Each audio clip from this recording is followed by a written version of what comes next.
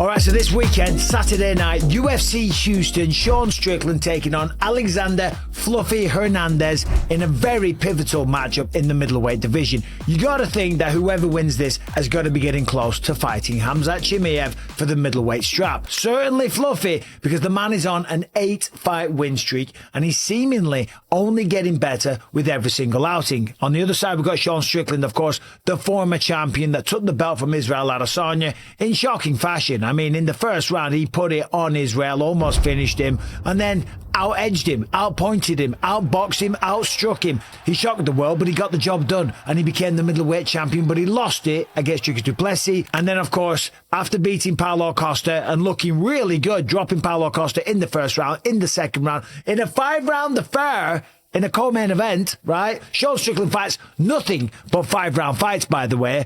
He got another shot against du Plessis, and of course, he came up short in that one. Now, his coach, Eric Nixick, felt like he didn't really go out there and leave it all inside the octagon. I think he needs to evaluate what he wants to do in the sport. And they had a bit of a public fallout, bit of a dispute or whatever. And he's going to continue to be a friend of mine. Will he probably be in my corner? Probably not. But it's all good in the hood. They are brothers and they got thick skin. And Sean Strickland certainly likes to talk a bit of shit. And he's been talking a lot about Khamzat Chimaev. He feels he is the only person to beat him. I think I'm probably the only one that could beat Chimaev. Anyway, I talked about that a few days ago. We're not going to get into all of that. I was with Khamzat a couple of days ago. I did an episode of the Jackson podcast. He was there with the whole Chechen mafia. He said that you're terrible for the division and he's the only guy out there to beat you. We did spar a lot before, but that's why he's so mad. I am telling you, Khamzat is the team leader. He's got a little team of crazy talented Chechens. Guys that, by the way, said this real Hunter guy choked out Sean Strickland multiple times. I asked Khamzat, he said that he choked out Strickland multiple times, but Strickland still feels that he's the only one to beat him. But all these guys, these Chechens, they look up to Khamzat Chimaev because he is the team leader and he's down there at the Jackson Studios, the Santos Studios, pardon me. He's doing his camp already. He's not doing a camp for a training camp. He's doing a pre-camp. I asked him, who's the next person? Who's it going to be? Is it Imavov? We don't know. He wouldn't say. He's staying very, very tight-lipped about the whole situation. His last fight, after all, was August 2025. It's time to get back in there. And Fluffy versus Strickland. The winner of this fight could be the next one. Now, the first thing, when you talk about Fluffy and Sean Strickland, it is the level of competition that they have faced. Sure, Fluffy, who is getting better, who put an absolute beat down on Roman Dolidze before he got the stoppage in the 4th round.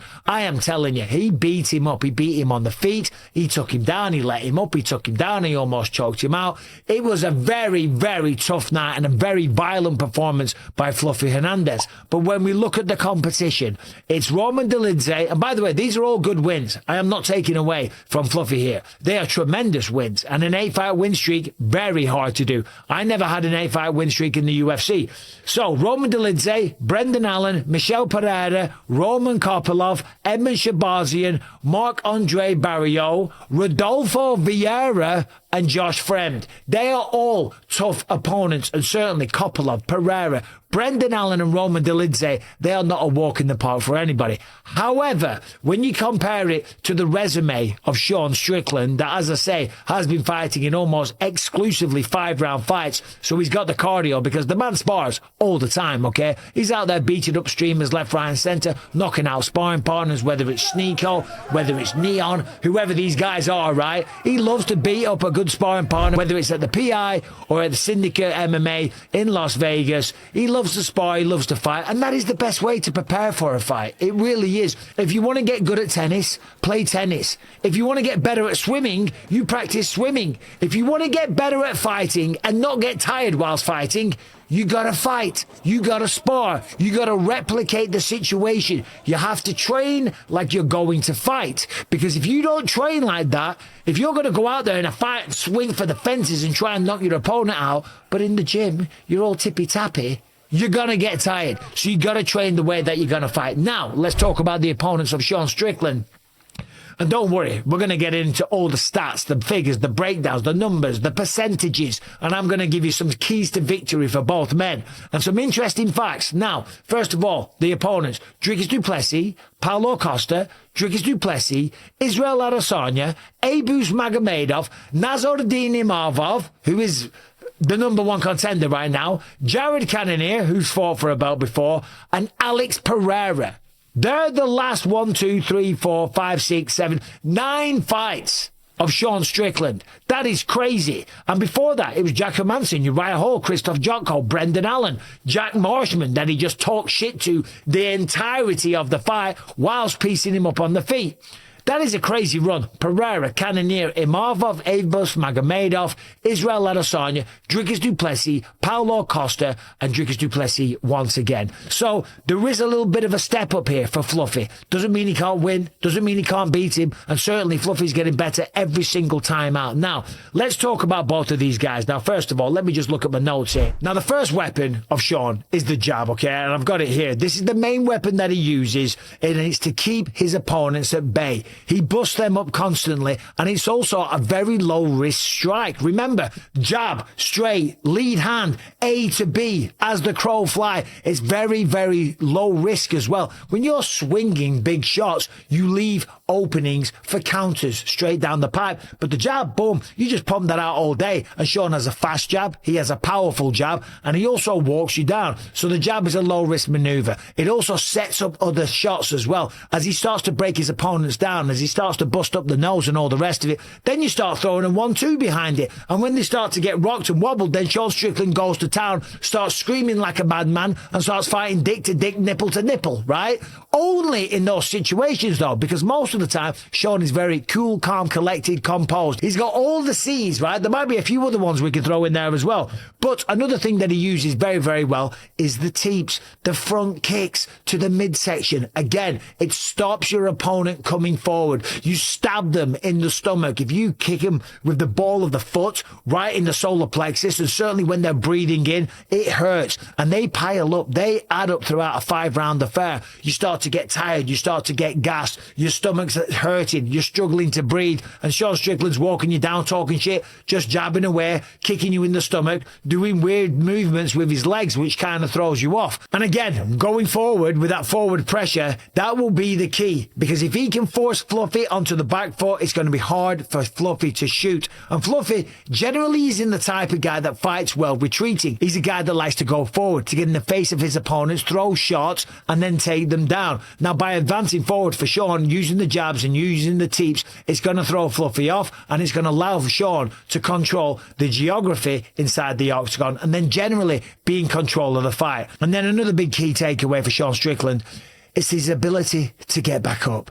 Fluffy likes to take people down. Sean gets up really good, okay? That's because he spars all the time, because he's always resting, because the man's always training, and he makes it look very easy. It is easy if you drill and train it enough. I used to get up pretty easily myself. Sean Strickland does the same thing, and that suits Fluffy just fine, because he likes to take people down and then let them stand back up. But if Fluffy can't take him down, if Fluffy does start to take him down, but Sean stops it, disengages, stands back up straight away, and wastes the energy of Fluffy, then that might take away that element of the game for Fluffy, right? If Hernandez can't take him down and have any success, he's not going to bother doing that. And that's going to throw him off a little bit, because Fluffy does mix in the takedowns a lot of the time, okay? So now let's talk about Fluffy Hernandez. This guy has a tremendous ability to stand and trade in the pocket. So Sean's got to be careful of this, because a lot of people will throw a shot like Roman Dolidze. Fluffy takes it, and then that is where there is an opportunity to counter. And Fluffy's got a great chin, and as soon as he gets hit, he doesn't back away. He stands his ground, because he knows that's his opportunity to land his own shots. There's an opening. When it goes out, half of your face isn't protected, and that's when Fluffy starts to go to work. Lands a couple of shots, rocks you a little bit, and then that's when he level changes. And that's another key thing for Fluffy here. And again, it's not going to be easy to do against Sean. But the way that he mixes things up, the way that he blends the strikes to the takedowns, it is seamless, okay? He is one of the best in the UFC at doing it right now. It is beautiful to watch. Just look at that fight with Roman Dolidze. He took him down so many times, okay? He made him doubt himself. He made it miserable. He absolutely exhausted him and beat him to a pulp. And that's what he does to a lot of his opponents. And then from there, when he's put the doubt in his opponents, when he's got them tired, when he's taking them down, making them think, shit, I can't stop a takedown. This guy's pounding me when he hits the ground. That's another thing that Fluffy does well as well. When he takes them down, he knows they're going to stand, so he takes the opportunity to land big shots on the ground, big elbows, big punches. He's not lying on top of them, laying and praying. He's got no problem with them getting up, because what happens is when you posture up and try and land big shots, your opponent stands, okay? So he postures up, he lands big shots, he looks for submissions as well, and when they're standing, that suits him fine. So he lands big shots, big elbows, as I say, and he does a lot of damage. Now, let's have a look at some of the stats going into this one. The average fight length between the pair of these, Sean Strickland's average fight length, 16 minutes. Alexander Hernandez, 11 minutes, 20 seconds. Knockdown average per 15 minutes, 0.24 for Sean Strickland, 0.0 for Alexander Hernandez. So I think that points to the fact that Strickland hits harder. That's fair to say. Strikes landed per minute, Sean's the busier guy, 5.95 to 4.53 per minute for Hernandez. The striking accuracy, Hernandez is way more accurate. He lands at a 62.8% clip, whereas Sean Strickland lands 42.5%. Strikes absorbed per minute, Fluffy also has the better defense. He only gets hit 2.53 times per minute, where Strickland takes 4.57 shots. Striking defense 60% to 49% on Hernandez, and the striking differential plus 138 for Sean Strickland and plus 2.0. Now, when it comes to the grappling, the takedown average per 15 minutes, 6.5 takedowns in a 15-minute fight for Fluffy, whereas Sean Strickland, 0.73. The takedown accuracy, though, of Fluffy is only 48%. When Sean goes for a takedown, he's way more successful. He gets a takedown 64% of the time. That's because Fluffy goes for so many takedowns. The takedown defense, Sean is better there. He's got 76.2%, whereas 68.2% on the side of Fluffy Hernandez. And then finally, submission attempts throughout a 15-minute period, 1.8 for Fluffy. I thought that would have been higher. It certainly looks like it. And Sean Strickland, 0.16%. Now, I've said a lot. I've given you the stats. I've given you the figures. I've given you a breakdown. I've told you about their previous opponents. But now I want you to tell me who wins this fight, because I'm about to jump on a plane. I'm going to Houston, Texas. Excited to be there. Supposed to be a great town. I've had lots of great recommendations for restaurants. If you know any good restaurants, please let me know in the comment section. Let me know who wins this fight. Let me know how they win this fight. And if you disagree with anything I've got to say, because you normally do, then feel free, go ahead and tell me. Anyway, I gotta go. I gotta catch my plane. I'll see you later. Thanks for watching. Subscribe and ring the bell. I'm out of here.